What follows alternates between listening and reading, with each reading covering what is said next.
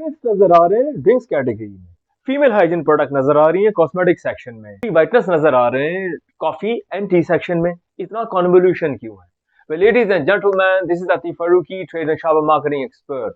Last 2.5 month से कुछ new incumbents हमको क्वेश्चन कर रहे हैं, एक प्रोडक्ट अपनी कैटेगरी से हटा करके हम किसी अनयूजुअल कैटेगरी में लगा रहे हैं।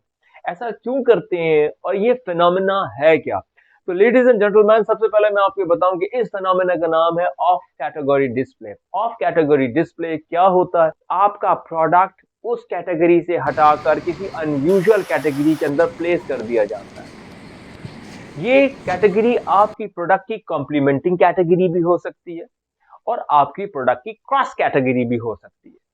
Now complementing categories, complementing products क्या होती हैं? कॉम्प्लीमेंटिंग प्रोडक्ट्स वो प्रोडक्ट्स होती हैं जो कि फंक्शनली इंटर रिलेटेड होती हैं। जैसे चाय बगैर दूध के नहीं पी जाती, तो दूध और चाय दोनों कॉम्प्लीमेंटिंग कैटेगरी है। पास्ता बगैर सॉस के नहीं खाया जा सकता, तो सॉस और पास्ता दोनों कॉम्प्लीमेंटिंग कैटेगरी है। इसके साथ साथ कुछ क्रॉस कैटेगरीज भी होती हैं। अब वो क्रॉस कैटेगरीज कौन सी हैं?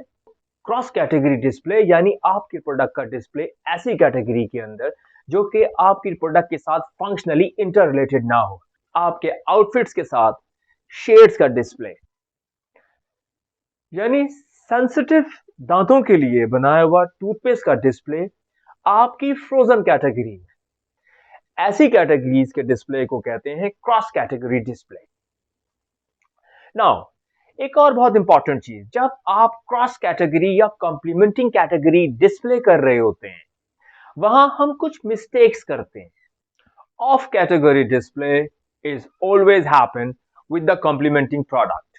Mistake number 2, not knowing the store layout. ये बात बहुत जरूरी है कि आपको ये पता हो कि स्टोर लेआउट किस तरीके से डिजाइन हुआ है और शॉपर को आपका स्टोर किस तरीके से कैटेगरीज के अंदर डायरेक्ट करवा रहा है। नंबर 3, आप क्रॉस कैटेगरी या कॉम्प्लीमेंटिंग कैटेगरी डिस्प्ले तो कर देते हैं, लेकिन आप वहां पे खुद को वाइब्रेट करना भूल जाते हैं, जिससे इंपल्सिव बिहेवियर ट्रिगर हो ही नहीं पाता, जो कि अल्टीमेट ऑब्जेक्टिव होता है ऑफ कैटेगरी डिस्प्ले का। Not knowing the shopper behaviour of the category जहां पे आप अपना प्रोडक्ट डिस्प्ले करवाने जा रहे हैं। ये बात बहुत जरूरी है कि आपको न सिर्फ अपने प्रोडक्ट का शॉपर बिहेवियर पता हो, बल्कि जिस क्रॉस कैटेगरी या कॉम्प्लीमेंटिंग कैटेगरी के अंदर आप अपने प्रोडक्ट का डिस्प्ले करवा रहे हैं, उस कैटेगरी का भी शॉपर बिहेवियर की नो हाउ आपको होनी चाहिए।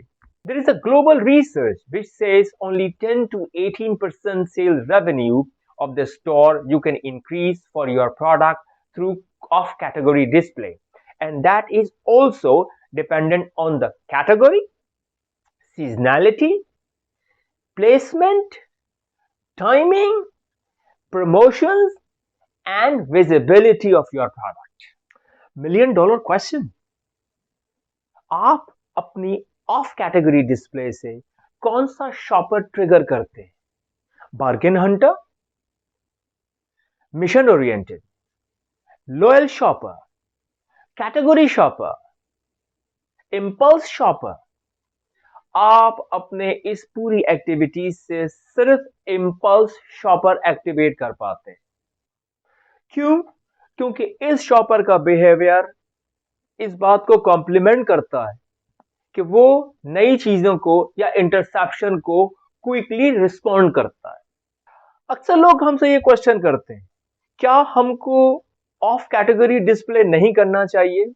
देखिए, ऑफ कैटेगरी डिस्प्ले तब किया जाता है कि जब आप किसी सैचुरेटेड कैटेगरी के अंदर ऑपरेट कर रहे हो और आपके लिए उस पर्टिकुलर जगह से ग्रोथ लेना डिफिकल्ट हो रहा हो, तब आप हॉपिंग करते हैं, जंप करते हैं किसी ऐसी कैटेगरी के शॉपर को स्टिमुलेट करने के लिए जो आपके साथ सिंकअप हो सके।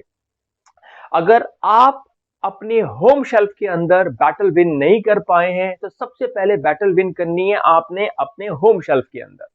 अपने होम शेल्फ में बैटल विन किए बगैर कोई सेकेंडरी डिस्प्ले, कोई ऑफ कैटेगरी डिस्प्ले, कोई complementing category display is not useful for you.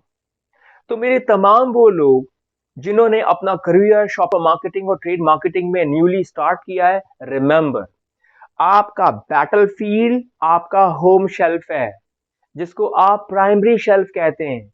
अगर आप यहां जीत गए, आप पूरे स्टोर पे जीत गए।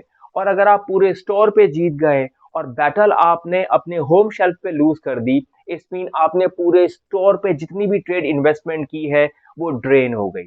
तो माय डियर फ्रेंड, ये फिनोमिना तब इस्तेमाल किया जाता है कि जब आप फील करते हैं कि आपकी कैटेगरी उस स्टोर में सैचुरेशन पॉइंट पे पहुंच गई है। वो तमाम लोग जो अपनी ट्रेड इन्वेस्टमेंट फ्लो इन करते हैं every quarter, every alternate month, so to have secondary display, वो ये मेक श्योर करें कि उन्होंने जो भी गैल्वनाइजेशन करनी है वो सबसे पहले अपने होम शेल्फ पे करनी है। आपका होम शेल्फ चुस्त तो आपका ब्रांड तंदुरुस्त। Thank you very much. अगर आपको हमारी ये वीडियो पसंद आई है, आप हमको जरूर बताएं। हमारे दरवाजे आपके लिए हमेशा खुले हैं, हम आपकी बातों को रिस्पॉन्ड करते रहेंगे। Thank you very much. अस्सलाम वालेकुम। Bye bye.